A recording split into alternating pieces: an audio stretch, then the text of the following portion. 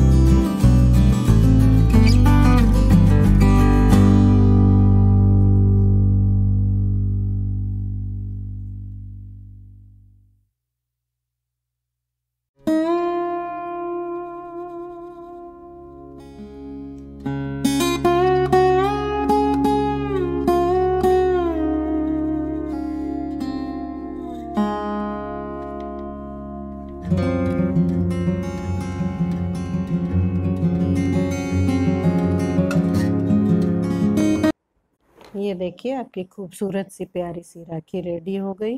और इसमें ज़्यादा मेहनत भी नहीं लगता और कितना खूबसूरत लगता है। इस तरह से आप घर बैठे बना सकते हैं, ज़्यादा मटेरियल का भी रिक्वायरमेंट नहीं है। इस तरह से देखिए मैंने ये आपका रेडी कर दिया। अगर मेरा वीडियो अच्छा लगे तो फ्रेंड्स ढेर सारा लाइक कीजिए, शेयर कीजिए, सब्सक्राइब कीजिए। Thanks, bye and take care.